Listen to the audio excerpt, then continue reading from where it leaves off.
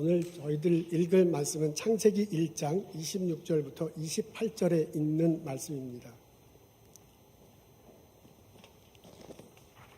제가 읽겠습니다.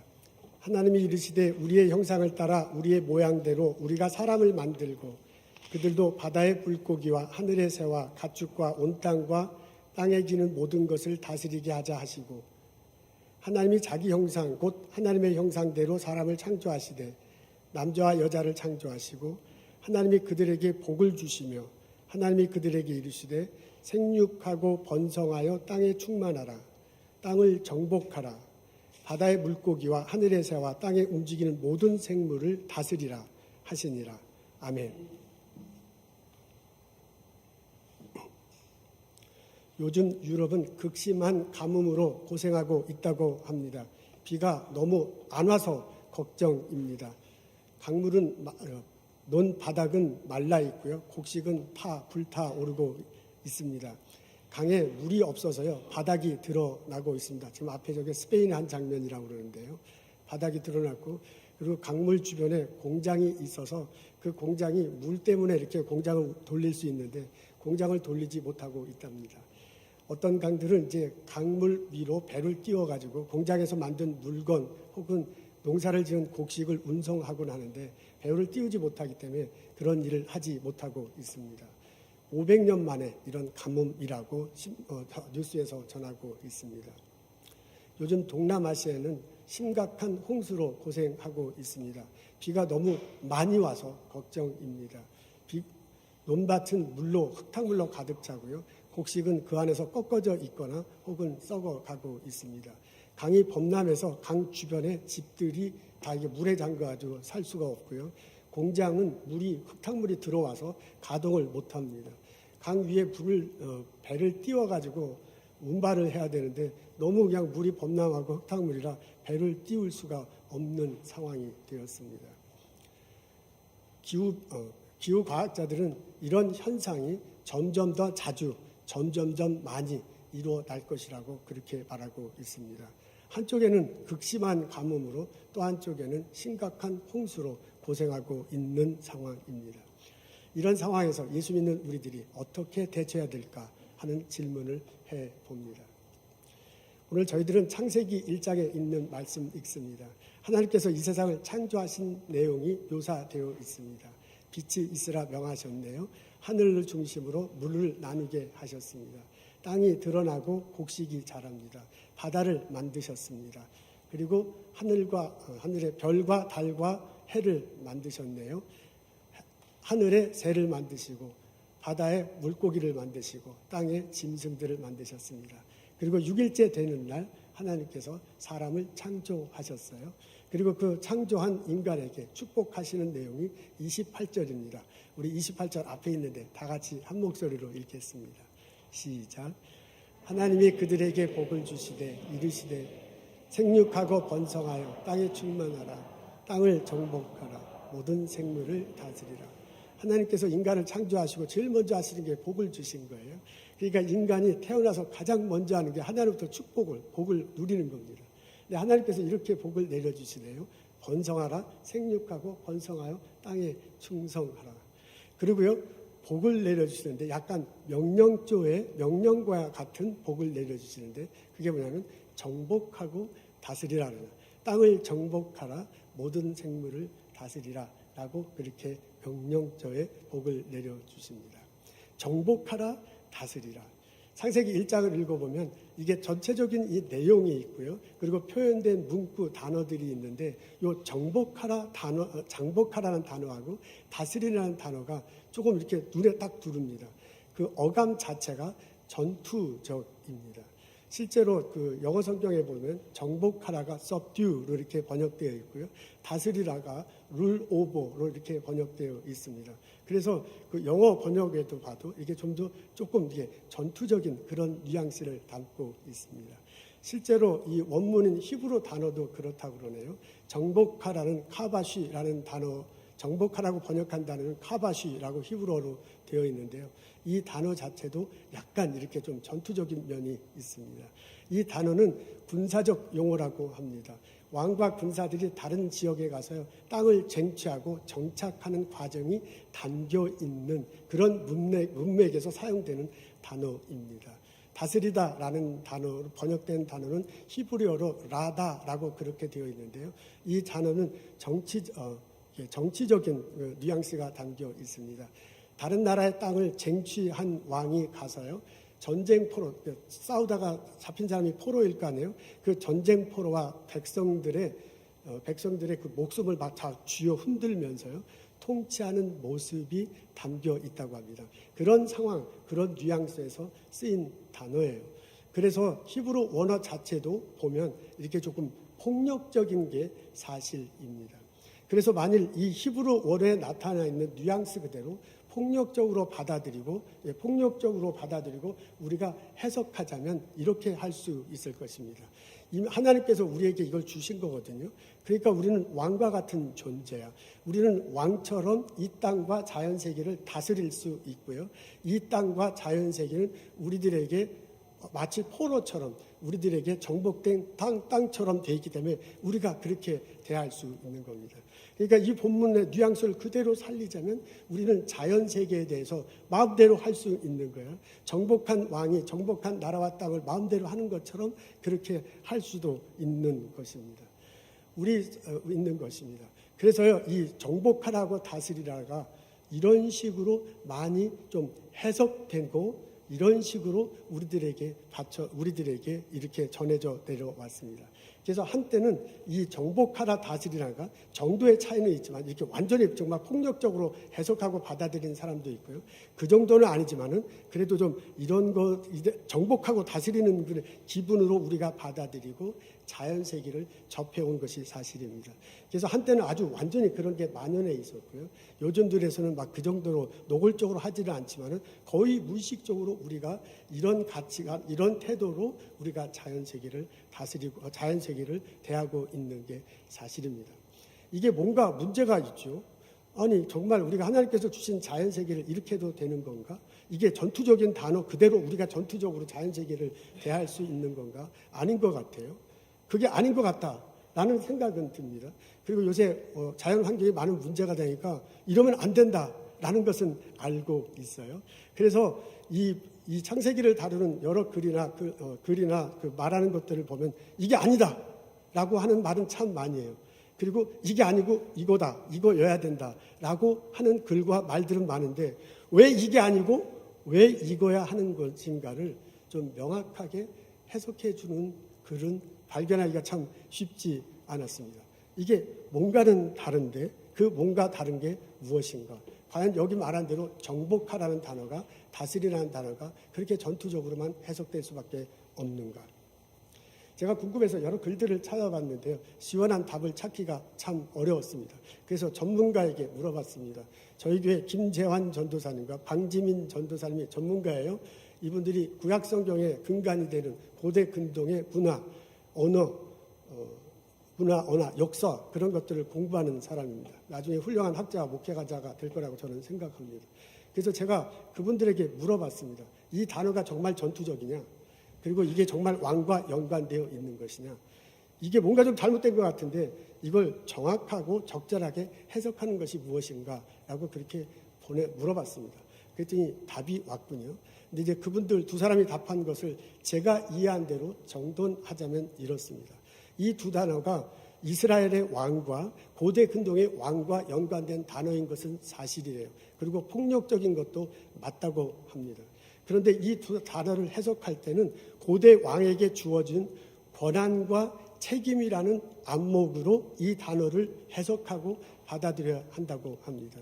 우리 이스라엘 구약성경에 나오는 이스라엘 왕뿐만 아니라 그때 중동 지역의 왕들에게는 새로운 땅을 차지했을 때는 그 땅과 백성들에 대한 권한이 주어짐과 동시에 책임도 주어졌다고 합니다. 그러니까 왕들은 내가 이 땅을 차지했으니 이제 자기가 전투에서 뺏은 거죠. 그러니까 이 땅을 차지하고 이 땅 위에 있는 백성들을 다 이제 내 거야. 그러니까 내가 그것에 대한 권한이 있어요.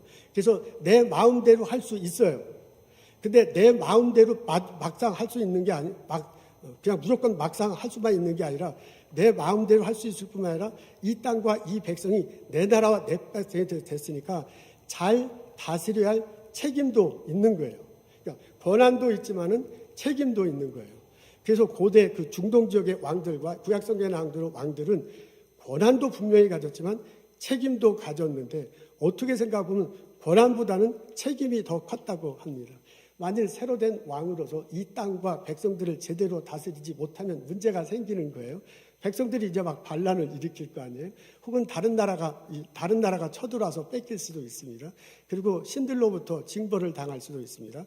구약 성경에서도 보면 백성들을 잘 다스리지 못했기 때문에 하나님한테 징벌을 받는 내용들이 이제 에스겔서에 나오고 그런다고 그래요. 그런 식으로 징벌을 받을 수도 있는 거야.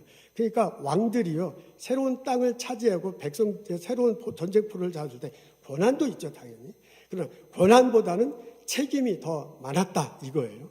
그러니까 이 글도 왕과 전쟁과 연관된 것은 사실인데 이 두 단어를 해석할 때는 정확하고 적절한 해석은 책임이라는 면에서 바라보고 해석하는 게 더 정확하고 적절하다는 것입니다.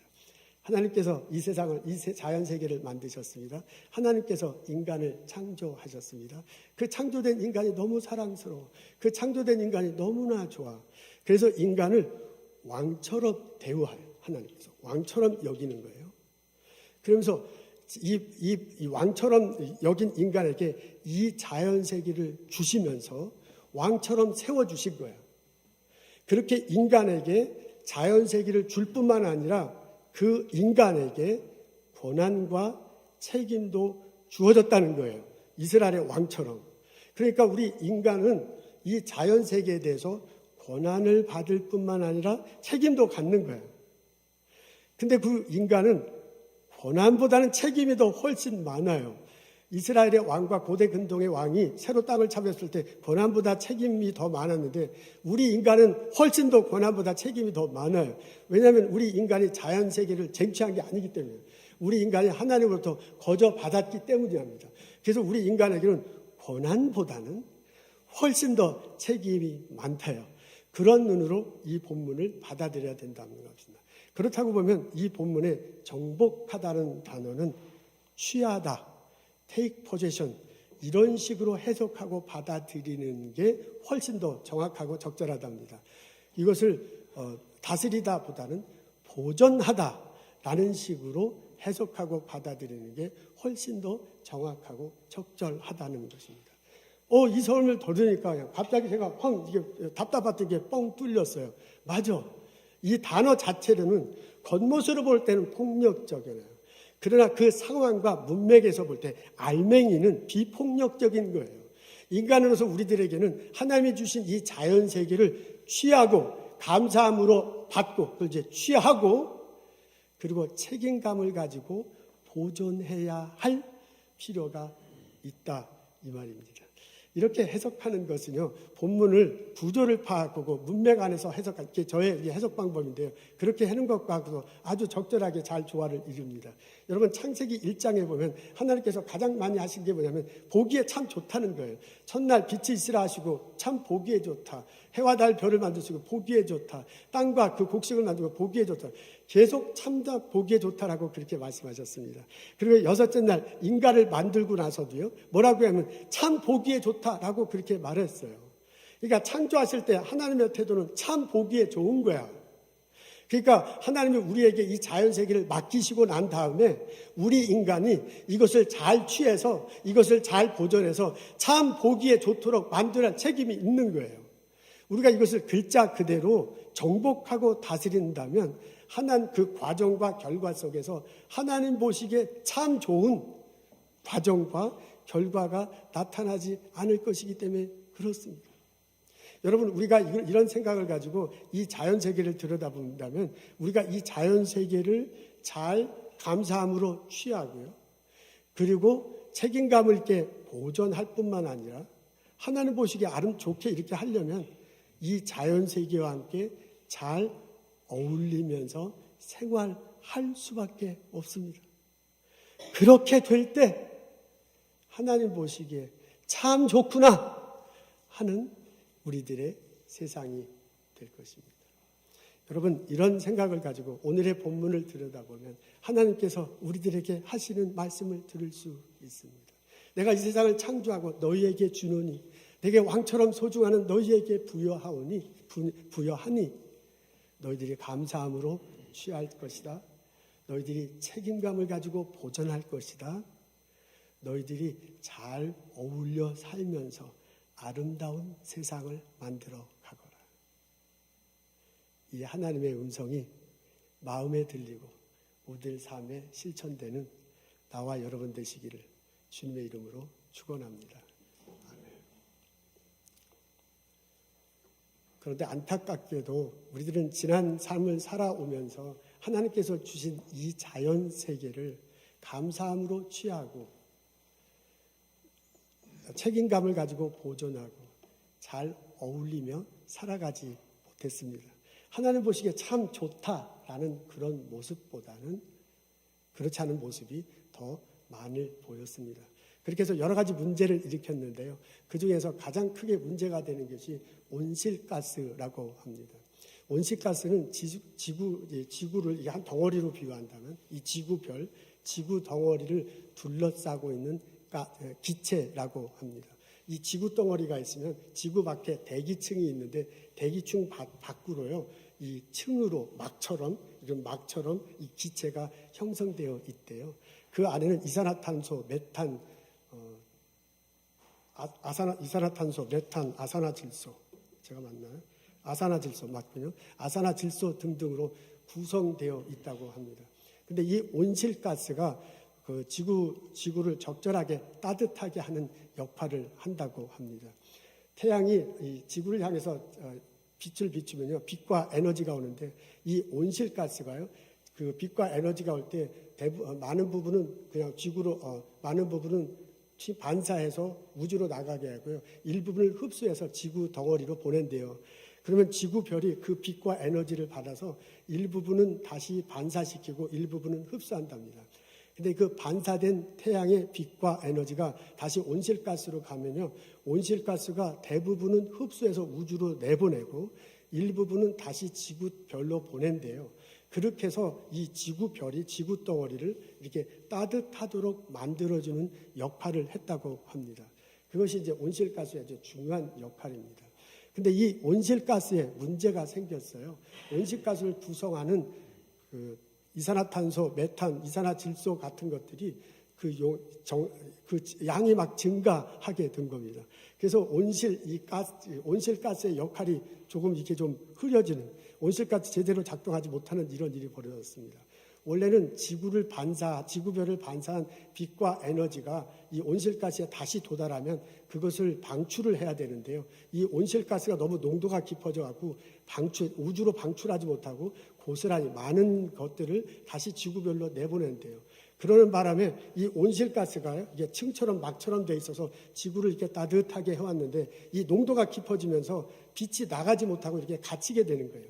이런 바람에 이 지구가 뜨거워진, 이게 보통 온도보다, 적절한 온도보다 더 더워지는 현상이 벌어진 겁니다. 이게 처음에는 약간 이렇게 더워졌다가 지금은 뜨거워지고 이게 이제 불과 같은 그런 일이 벌어졌는가 봅니다. 이렇게 해서 점점 지구가 뜨거워지면 우리가 이게 기후가 변화되고 그리고 우리 이게 생태계가 변화를 일으켜서 결국은 우리 인간에게 어려움을 주는가 봅니다. 이것에 관한 동영상이 있습니다. 한번 보도록 하겠습니다. 이 동영상은 그 연합감리교 여선교회에서